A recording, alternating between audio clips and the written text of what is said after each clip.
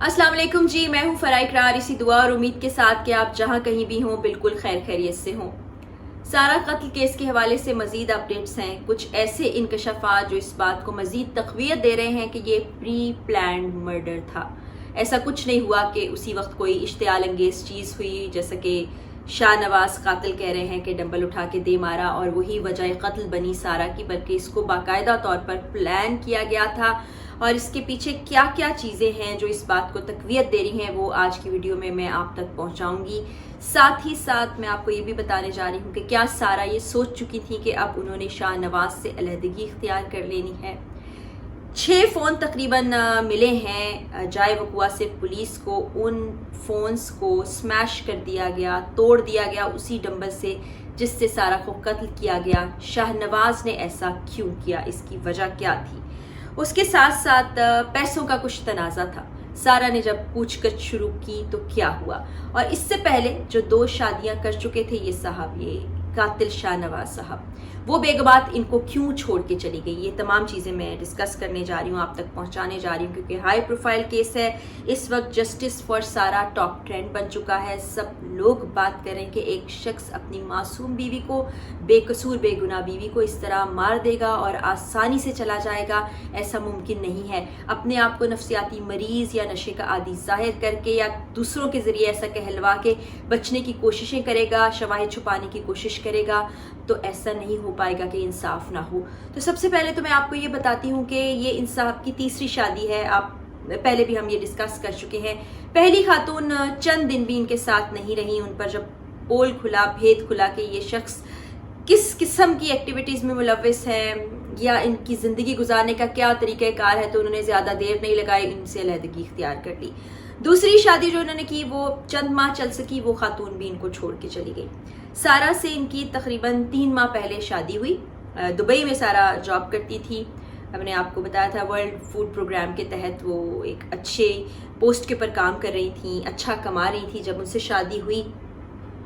क्योंकि ये साहब खुद तो कुछ कमाते नहीं हैं, बताया ही जाता है कि इनकी कुछ जायदाद है जहाँ से किराए की मद में जो रकम आती है वही खर्च होती है और बड़ी अय्याशी से ये ज़िंदगी गुजारते हैं। तो सारा वक्तन फ़वक्तन इनको रकम भिजवाती रही। वो रकम का इस्तेमाल ये अपनी ज़ात पे करते रहे, अपनी अय्याशियों के लिए करते रहे। फिर इन्होंने एक गाड़ी खरीदी, पैसे सारा ने भिजवाए, गाड़ी इन्होंने खरीदी और अपने नाम कर ली।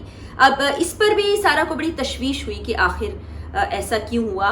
पैसे वो भिजवा रही हैं तो गाड़ी उनके नाम पर होनी चाहिए। फिर पैसों का तकाजा मज़ीद बढ़ने लगा तो उन्होंने इनसे ये कहा कि ये पैसे मैं आपको इस्तेमाल के लिए तो भेजती हूँ, लेकिन इसलिए नहीं भेजती कि आप इससे गुलछड़े उड़ाएं या अयाशियों में ये पैसे जो है उड़ा दें। तो यहाँ से ये तनाज़ा शुरू हुआ और ये उस वक्त की बात है जब सारा दुबई में ही मौजूद थी। जाहिर है जब आप एक रिश्ते में बन जाते हैं, साथ रहने लगते हैं, तो बहुत सी चीज़ें आहिस्ता आहिस्ता आप पर खुलती चली जाती हैं। सारा के साथ भी ऐसा ही कुछ हुआ। उन पर बहुत सी चीज़ें खुली तो वो कहीं ना कहीं ये सोचने लगी कि उनको इस शख्स के साथ नहीं रहना, इससे अलहदगी इख्तियार कर लेनी है।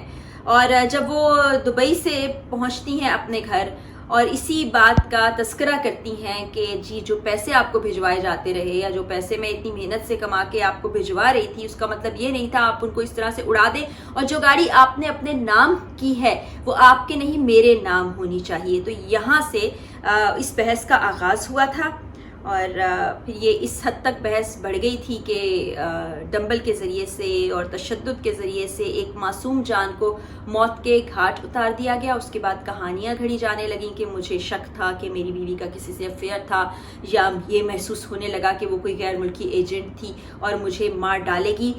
इस बात को तक़वियत इस चीज़ से मिलती है कि पुलिस ने जो इब्तदाई तफ्तीश की है और जाए वकुआ से जो चीज़ें तहवील में ली थी उनमें मोबाइल फ़ोन्स भी थे, जिनमें 5 मोबाइल फ़ोन्स इन शाहनवाज जो कि कातिल हैं सारा मासूम खातून के, उनके थे। अब ये 5 मोबाइल फ़ोन एक शख्स के पास होना ये भी शक में आपको मुब्तला कर देता है।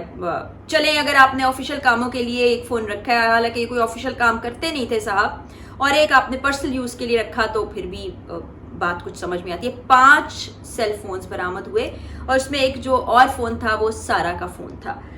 اب یہ ایک طرف تو کہا جا رہا ہے کہ جناب یہ نشے کی حالت میں ہو سکتے ہیں، یا یہ بتایا جا رہا ہے کہ ان کی ذہنی حالت ٹھیک نہیں تھی، یا اس طرح سے نشے کے باعث یہ الٹا سیدھا سوچنے لگے تھے، بیوی پہ شک بھی کر رہے ہیں، پھر کبھی اس کو ایجنٹ بھی کہہ رہے ہیں.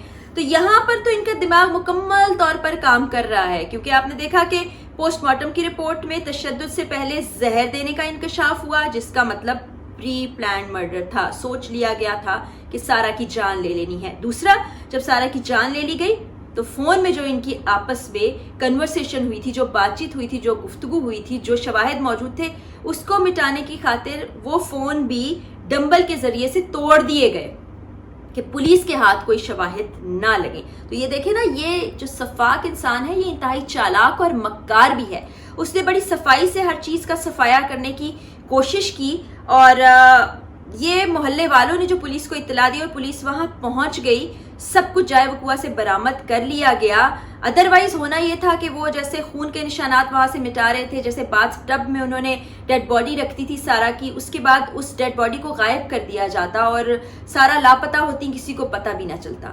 ابھی پولیس تفتیش کر رہی ہے، سارا کی فیملی کی جانب سے بھی بیانات ریکارڈ کروا دیے گئے ہیں. وہیں سے یہ بات سامنے آئی کہ سارا یہ سوچ رہی تھیں کہ اس طرح ان کے پیسے کو اڑایا جا رہا ہے، اور جو ان کی حقیقت تھی وہ بھی سامنے آنے لگی شاہ نواز قاتل کی، تو وہ ان سے الگ ہونے کا سوچ رہی تھی، جیسے کہ پہلی 2 بیگمات بھی ان سے علیحدگی اختیار کر چکی. اور پھر آپ نے دیکھ لیا کہ تشدد سے پہلے نشہ بھی دیا گیا، زہر دیا گیا، موبائل فون کو توڑنے کی کوشش کی گئی، پھر بار بار یہ بھی کہا جا رہا ہے، باور کرایا جا رہا ہے کہ ذہنی طور پر یہ ٹھیک حالت میں نہیں تھے، یا نشے میں تھے، یا کچھ ایسا ہوا کہ اشتعال میں آ کے یہ سب کچھ ہو گیا، یا شک کی بنیاد پر. ایسا کچھ نہیں ہے. اب یہ جو تمام چیزیں میں نے آج آپ کو بتائی ہیں، اس سے یہ ثابت ہوتا چلا جا رہا ہے کہ پہلے سے سوچ کے رکھا گیا تھا کہ سارا جب پاکستان پہنچیں گی تو ان کے ساتھ کیا کیا جائے گا، ان کو زندہ نہیں چھوڑا جائے گا، ان کی جان لے لی جائے گی. اور وجہ یہی ہے کہ وہ اپنی زندگی کو بدل نہیں سکتے تھے، تبدیل نہیں کر سکتے تھے،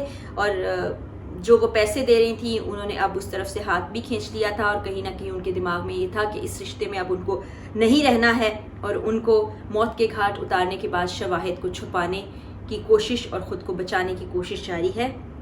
یہاں پر ہم بار بار کہہ رہے ہیں کہ ایاز امیر صاحب کا اس چیز سے تو تعلق نہیں ہے کہ ان کی بہو کو قتل کیا گیا، اس میں وہ ملوث نہیں ہے، لیکن وہ پاکستان کی نامور شخصیت ہے، تجزیہ کار ہیں، ان کی پولیٹیکل ایفیلیشن بھی ہے، ایک باشعور انسان ہیں، پڑھے لکھے ہیں.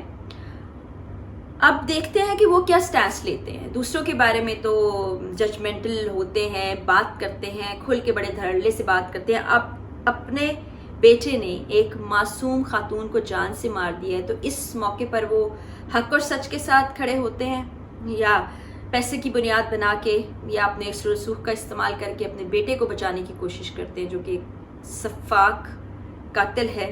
یہ ہم نے دیکھنا ہے. لیکن ساتھ ہی ساتھ آپ دیکھیں کہ مختلف فورمز پر سارا کے لیے آواز اٹھائی جا رہی ہے، بلکہ نور مقدم کی ایک دفعہ پھر سے یاد دلا رہی ہے یہ چیز ہمیں کہ جسٹس ہونا چاہیے، انصاف ہونا چاہیے، قانون اتنا سخت ہونا چاہیے، اور وقت پر فیصلہ سامنے آنا چاہیے. کیونکہ جتنا وقت گزرتا چلا جاتا ہے لوگوں کے ذہنوں سے باتیں معدوم ہوتی چلی جاتی ہیں. ہم بھی ایسی ہی روش اختیار کر چکے ہیں کہ بھول جاتے ہیں.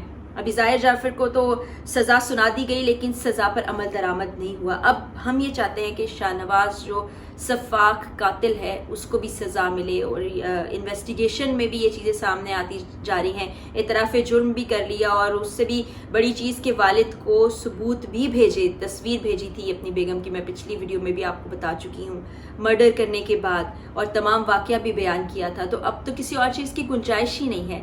اب بیانات بھی ہو چکے ہیں، پولیس نے ابتدائی تفتیش میں جو چیزیں بتائیں وہ بھی میں نے آپ سے ڈسکس کر لی ہیں. اب انتظار ہمیں صرف اس دن کا ہے جب انصاف ہو، جب اس شخص کو عبرت کا نشان بنایا جائے، جب اس کو کڑی سزا دی جائے، عبرت ناک سزا دی جائے، تاکہ آئندہ کوئی اس قسم کی سوچ اختیار کرنے سے پہلے بھی کانپے. اور اللہ تعالیٰ تمام بچیوں کو محفوظ رکھے. اور اس طرح سے ظاہر ہے آپ کو نہیں پتہ چل سکتا کہ کون شخص کیسا ہے، تو اللہ تعالیٰ سب کے لیے آسانی پیدا کرے. سارا کی آگے کی منزلیں آسان ہوں، ہم سب کی دعائیں ان کے ساتھ ہیں، اور ہم چاہتے ہیں جلد سے جلد انصاف ہو. اگلی اپڈیٹس بھی میں آپ تک پہنچاتی لکھتی رہوں گی اور جاتے جاتے وہی دعا کروں گی، اللہ تعالیٰ ہمارے پیارے پاکستان اور ہم سب پاکستانیوں کا حامی و ناصر ہو۔ اللہ حافظ۔